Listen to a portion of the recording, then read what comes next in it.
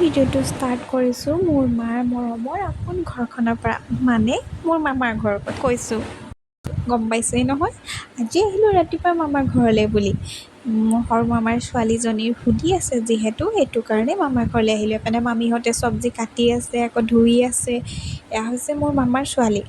আকৌ এপিনে ককাহঁতে শৰাইৰ কাৰণে, প্ৰসাদৰ কাৰণে সকলোৱে যোগাৰ কৰি আছে ধুনীয়াকৈ। আকৌ খানাটোতো মেইন নহয় জানো, খানা নহ'লে কেনেকৈ হ'ব। এপিনে আকৌ মামাহঁতে খানাৰ কাৰণে যোগাৰ কৰি আছে। চবেই চবৰ ভাগে একদম ধুনীয়াকৈ বনাই আছে আৰু যোনে যি পাৰিছে চবে বনাই আছে খোৱা বোৱাৰ কাৰণে।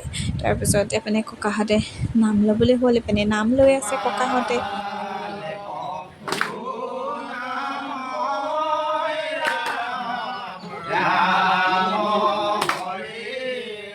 এপিনে আকৌ ককাহঁতে প্ৰসাদ ভাগ কৰিলে, প্ৰসাদ দিলে। এপিনে আকৌ ভাইটি আৰু মোক লগাই দিলে প্ৰসাদ ভাগ কৰিবলৈ। কেতিয়াবা এনেকৈ ভাল লাগে নহয়নে দিয়কচোন। আজিলৈ আহিছোঁ পিছে বা